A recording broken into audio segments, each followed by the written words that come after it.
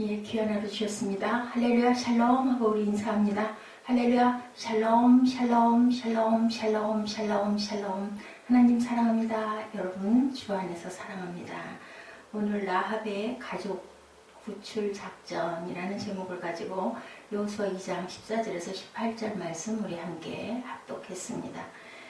오늘의 가족 문제가 굉장히 심각하죠. 그런데 우리를 성도들이 가정도 마찬가지로 예외가 아닙니다. 여자 성도들이 거의 80%, 70~80% 정도를 우리 크리스찬들은 이루고 있다고 하는데, 가정이 복음화되면 이런 이혼의 문제, 가정의 불화의 문제들이 많이 줄어들지 않을까 하는 생각을 우리들은 늘 합니다. 여러분의 가정은 복음화되어 계신지요? 그죠? 우리 매일매일 믿지 않는 또 남편이 아내가 구원이 되고 나면 또 남편은 아내는 또 본인의 가장 가까운 형제 또한 친족 또한 그리고 또 주변에 아주 가까운 이웃들을 향하여서 복음을 항상 전하려고 노력을 하고 계십니다. 오늘의 본문은 이스라엘 백성들이 광야에서 40년간의 방랑을 끝내고 이제 가나안 정복을 눈앞에 둔 상태. 그래서 가나안을 정복해야 될 아주 중차대한 사명을 여호수아가 지휘자가 되어서 받고 그 가나안을 정탐하고, 그리고 나서는 이제 곧 치러 들어가야 될 상황에 정탐꾼 2명이 누구의 기생이기도 하고 또한 음식도 팔고 숙박도 할 수 있는 여관의 어떤 의미를 갖고 있는 주인 라합에게 타협을 하는 그런 장면이 오늘 14절에서 18절의 내용에 나타나 있습니다. 여리고성은 가파른 경사지 정상의 위치에 있죠. 적들의 침입을 대비해서 성 밖에서 3~4m 높이의 석조 장애물을 설치해 두었는데, 가나안 땅의 첫 관문이기도 합니다. 이 여리고는 그리고 방어 거점이기도 한 가나안 땅에서는 매우 중요한 그러한 성이었습니다. 엄청 튼튼하게 지었다고 그러죠. 그래서 철옹석벽이다. 절대로 여기를 침입해서 진압할 수 없는, 점령할 수 없는 그런 아주 높은 경사지 꼭대기에 지어진 그러한 성이었습니다. 하나님께서 이스라엘 백성들에게 여리고성을 이제 주겠다라고 약속을 하시죠. 이스라엘이 가나안을 정복하기 위해서 반드시 통과되어야 할 그러한 성이었습니다. 하나님은 그 성을 반드시 주시기 위해서 예비해 두신 자들이 있었는데, 그 중에 하나가 라합, 그죠? 라합이 거기에 여관 겸 술집 주막을 차리고 있었던 거죠. 기생보다 민심이나 정치 군사적 동태, 그러한 숙박업소, 그리고 또 밥도 팔기도 하고 잠도 자기도 하는 많은 사람들이 여행을 가기도 오기도 하는 거점 여리고성, 그 기점이 아주 중요한 위치에 있는 이런 곳으로 정보들이 모여들겠죠. 많은 사람이 모여서 얘기하다 보면 거기에서 어떤 소식들을 알게 되는 그러한 기점이다. 기생 라합의 집은 성벽 위에 위치하고 있었으므로 15절에 나타나 있습니다. 여리고성을 살펴보기에 매우 적절한 장소였을 것이고, 하나님이 준비하신 사람이 여리고성을 정복하기 위한 정탐꾼들과 함께 라합도 포함이 되어 있었다라는 거죠. 광야를 통과하여 가나안을 향하여 오고 있는 이스라엘 백성들의 소식을 아마 라합은 많이 들었을 거예요. 사람들을 통해서 하나님의 역사를 그는 들어서 알고 얼마나 하나님께서 크신 분인지, 상천지하의 하나님이다라고 고백하는 것에서 들으면서 믿음이 생겼다라는 것을 우리가 알게 됩니다.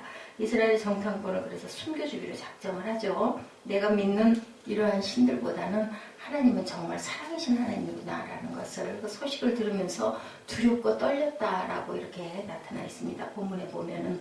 그런데 이렇게 그죠? 적군의 정탐꾼을 숨겨주는 게 탄로가 나면 어떻게 될까요? 당연히 죽음을 면하지 못하게 되겠죠. 아주 무서운 일입니다. 생명을 건 하나의 모험을 감행하죠.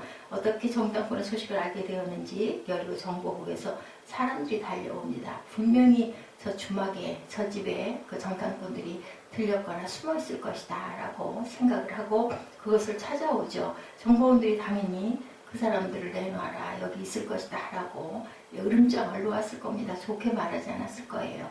그런데 라합은 아주 지혜롭게 그 전에 이미 그들이 그곳을 찾아올 것을 알고 지붕 꼭대 3대 그 사이에다가 그들을 이렇게 피신을 시킵니다. 3대들을 지붕 꼭대기에다 쭉 말리는 그러한 그 이스라엘의 그 전통과 사용하는 부분이 있었던 것 같습니다. 그 3대 사이에 그 짚을 말리는 그 사이에다가 비집고 그들을 집어넣죠. 그리고 약속을 받습니다. 우리 가족들을 살려줘야 된다. 당신들이 여기서 무사히 나가게 되고 여리고성을 정복하게 되면 우리 가족을 분명히 살려달라고 이렇게 호소를 합니다. 그랬더니 이스라엘 사람들이 애굽을 떠나 홍해를 건너 요단강 동편의 아모리 사람의 두 왕 시온과 옥을 쓰러뜨린 모든 이야기들을 내가 들었어. 이 땅을 당신들에게 분명히 주셨을 것인데 그때 우리 아버지, 어머니, 오빠, 남동생, 우리 자매들을 해치지 않겠다고 약속해 주시오 하고 건의를 하죠. 자기 가족들을 보여달라고 하죠.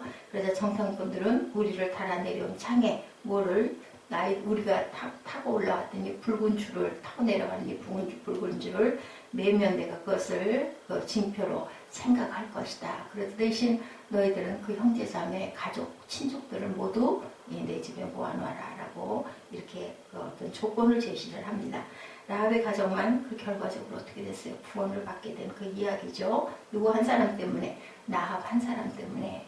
본문에 보니 14절에서 18절의 말씀인데 14절에 이미 그 두 정탐꾼은 제시를 합니다. 약속을. 그 사람들이 그에게 이르되 너희가 우리의 이 일을 누설하지 아니하면 우리의 목숨으로 너희를 대신할 것이요 야훼께서 우리에게 이 땅을 주실 때에는 인자하고 진실하게 너를 대우하리라.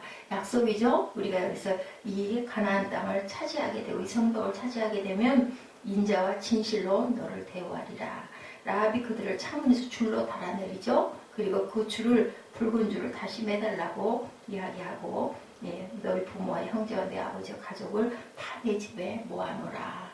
라합은 이 약속을 받고 그들을 감춰주고 그들을 성벽 아래로 붉은 줄을 달아내려서 정탐꾼 2명을 피신하게 합니다. 아주 지혜로운 여인입니다. 산에 가거든 바로 도망가지 말아라. 3일 동안 산에 숨어 있다가 그 이후에 가라고 이렇게 아주 계략도 알려줍니다. 그리고 거기를 정탐하러 온 그 군사들에게는 도망갔으니 빨리 따라가 보라고 하죠. 그래서 뒤쫓게 한 이후에는 성의 문이 닫혔다라고 표현이 되어 있습니다. 이렇게 하나님의 사람은 이렇게 지혜도 발휘해야 된다. 그래서 작전과 계략을 미리 다 짜놓고 그리고 그 정탐꾼들 둘은 무사히 그죠? 다시 그 여호수아에게로 돌아가는 그런 이야기입니다. 여러분들 가족 구원을 사명으로 삼고 라합처럼 하나님을 내가 믿음으로 인하여 내가 먼저 믿음으로 인하여 내가 해야 할 일이 무엇인가. 물론 어디 먼 곳에 가서 선교하는 것도 좋고 그죠? 프랭카드를 메고 나가가지고 전도지를 돌리고 가가호 집집마다 방문해서 예수 믿으십시오 하고 전도하는 것도 아주 중요합니다. 그런데 가장 먼저 해야 할 일은 내가 예수를 믿고 나면 내 주변에 믿지 않는 가족들은 없는지 아내가 남편을 남편이 아내를 가장 먼저 부부가 하나가 되기 위해서 먼저 전도해서 예수를 함께 믿고 함께 기도하고 그리고 또한 그 주변에 있는 친가나 아니면 외가 쪽에 모든 가정들을 구원하는 일이 가장 시급하고 중요한 일이 아닐까 생각합니다. 이 클리프 해머라는 영화 여러분들 보셨죠? 거기에 보니 4명의 중마고 이들은 아름다운 죽음의 산이라는 별명을 가진 험악한 산악지대로 스키 여행을 떠나는 그런 내용입니다. 험준한 산맥을 스키로 여행하면서 이들의 우정은 어떻게 돼요? 이제는 아주 위험하고 목숨이 경각에 달린 그런 그 위험한 협곡을 계속 오르고 내리고 하면서 이들의 우정에 금이 가게 되고 목숨의 위협들을 받게 되죠. 미국 중서부 로키 산맥의 구조대원으로 일하던 게이브는 조난당한 이들을 구조하다가 사고로 자일이 끊어져서 그만 동료 중에 한 명인 사라가 죽게 되죠. 그는 심한 자책감으로 사랑하는 동료 구조원 제시를 산에 남겨둔 채 산을 그만 떠나고 맙니다. 사람을 살려야 하는 구조대원이 그것을 구조하지 못하고 실패했을 때 죄책감이 굉장히 컸을 겁니다. 구조대원이 보는 앞에서 떨어져 죽는 모습을 보는 구조대원의 마음은 과연 어땠을까요? 우리가 우리 가족과 친지와 그리고 친구를 구원하지 못할 때 이러한 죄책감을 우리가 과연 가지고 느끼고 있는지 한번 더 생각을 해보고 경각심을 더욱더 키워야겠다라는 생각이 됩니다. 라합의 믿음은 하나님이 하신 일들을 어디에서요? 들으면서 직접 어디 가서 그 설교를 들은 것도 아닙니다. 어떤 이적과 기적을 본 것도 아닙니다. 다만 여리고성에서 이스라엘 민족들이 그렇게 그 여리고를 향해서 오는 그 과정에 일어나는 많은 기적의 얘기를 들으면서 그는 상천지하의 하나님이라는 고백을 하게 되었다라는 것. 첫째로 우리가 해야 할 일은 열심히 하나님의 말씀을 읽고 들어야 된다. 무슨 말인지 이해가 안 가. 그렇더라도 자꾸 듣다가 보면 어떤 상황에 그 말씀이 우리 마음 안에서 살아 일어나죠. 그리고 그것이 실제로 그저 내가 믿음으로 나아가는 관문이 된다는 것을 우리가 깊이 생각하고 열심히 많이 들어야 되겠습니다. 믿음의 사람이 되기 위하여 땀을 흘려야 하는 것도 아니고 높은 그 클리프 행어처럼 로키 산맥을 등반을 해야 되는 그런 위험을 감수하라는 것도 아니죠. 열심히 모이고 열심히 들으면 믿음이 생긴다는 겁니다. 그리고 들으려고 하는 마음, 받아들이려고 하는 마음이 가장 중요하죠. 오늘 본문 10절에 이는 너희가 애굽에서 나올 때 야훼께서 너희 앞에서 홍해 물을 마르게 하신 일과 너희가 요단 저편에 있는 아모리 사람의 두 왕 시온과 옥에게 행한 일 곧 그들을 전멸시킨 일을 우리가 들었습니다. 이렇게 희생이나 고백을 합니다. 그리고 이스라엘에 대한 소문이 가득했다는 것을 우리가 이 말씀을 통해서도 알 수가 있죠. 그러나 알고 있다고 믿음이 되는 건 아니죠. 받아들이는 사람에게 믿음은 살아서 역사한다는 것을 우리가 꼭 생각을 해야 됩니다. 라합의 고백이 그의 믿음을 이렇게 말해주죠. 하나님께 대해 듣고 막연한 인정한 정도가 아니죠. 9절에 여호와께서 이 땅을 너희에게 주신 줄을 내가 아노라. 여기서 분명한 신앙의 고백을 찾아볼 수가 있습니다. 많은 사람들은 자기 나름대로 하나님을 알고 있다고 말하지만 로마서 1장 23절에 보면 21절에서 23절에 보면 하나님을 알되 하나님으로 영화롭게도 아니하고 감사치도 아니하고 오히려 그 생각이 허망하여지며 미련한 마음이 어두워졌나니 스스로 지혜 있다 하나 우준하게 되어 썩어지지 않은 하나님의 영광을 썩어질 사람과 금수와 버러지 형상의 우상을 만들었느니라. 이렇게 말씀하고 있습니다. 하나님의 영광을 썩어질 사람과 금수와 버러지 형상의 우상으로 만들었다라는 거예요. 하나님의 영광은 우리가 영광 돌려야 하는 하나님입니다. 하나님을 아는 것만으로는 안 된다라는 거죠. 하나님을 영화롭게 해야 하고 하나님께 감사할 줄 알아야 된다. 감사치도 아니하고 불평과 불만만 드러내는 것은 참 신앙이라고 볼 수가 없죠. 이런 믿음은 구원을 받을 수가 없습니다. 하나님의 참자녀는 하나님을 알 뿐 아니라 매사에 하나님께 영광 돌리고 하나님을 영화롭게 하는 우리의 삶이어야 된다. 라합은 하나님의 약속을 믿고 있었고 하나님에 대하여 이미 그 약속을 의지하고 있었던 라합입니다. 신분적으로 굉장히 천한 사람들이 별로 그죠 신뢰하지도 못할 그러면 그 라합이 가족들에게 이러이러한 일들이 일어나서 이제 여리고성은 함락이 될 것이니 내 가정에 모이십시오 했을 때 아무렇지도 않게 그러게 내가 가겠네 하고 쉽게 달려왔겠느냐는 거죠. 열심히 아마 전했을 겁니다. 열심히 전하고 열심히 모이기에 힘쓰는 그러한 통로 역할을 라합은 분명히 했을 겁니다. 8절에 9절에 두 사람이 눕기 전에 라합의 지붕에 올라가 그들에게 이르러 말하되 야훼께서 이 땅을 너에게 주신 줄을 아노라. 이렇게 지혜롭게 고백을 합니다.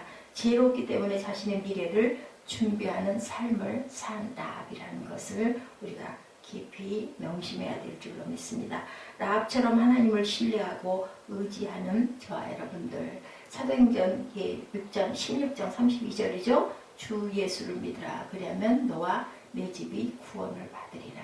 나만 구원받는 게 아닙니다. 내가 믿으면 나의 가정의 모든 가족들이 구원을 받는다는 것을 우리가 깊이 명심해야 되겠죠. 하나님을 의지했던 라합의 가족은 이렇게 해서 다 구원을 받았다라는 거죠. 누구도 그랬어요. 노아도 그러죠. 방주에다 그리고 온 주변에다가 열심히 다니면서 증거했습니다. 그런데도 아무도 예, 그 시절에는 비가 오지 않는 그러한 세상이었기 때문에 믿을 수가 없었을 겁니다. 그래서 가족밖에 구원을 받지 못하는 사건을 우리가 창세기에서 봅니다. 두 번째 라합의 관심은 이렇게 가족 구원이었다.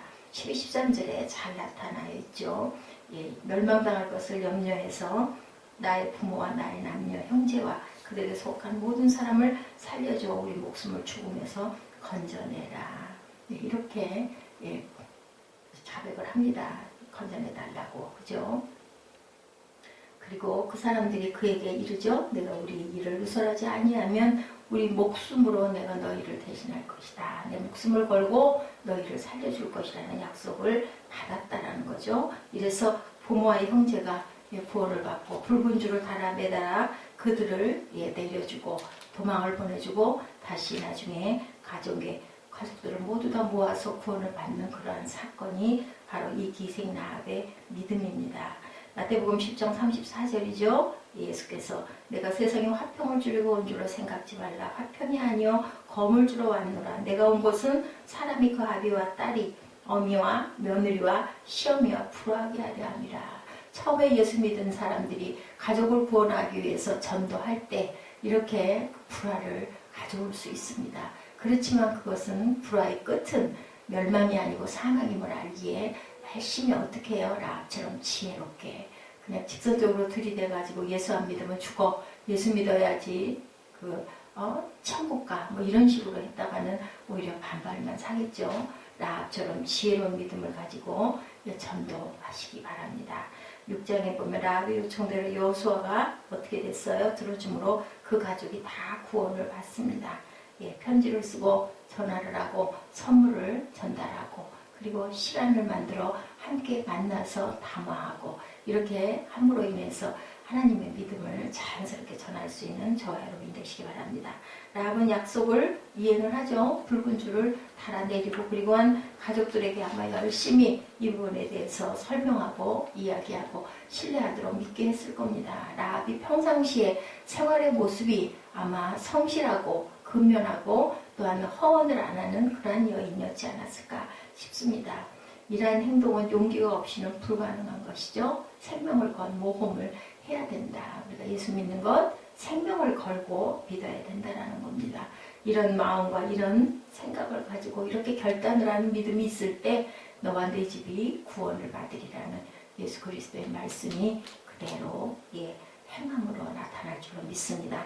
21절에 라합이 가로되 너의 말대로 할 것이라 하고 그들을 보내어 가게 하고 붉은 줄을 창문에 내니라. 라합은 지체하지 않고 그 약속을 이행하는 모습을 봅니다.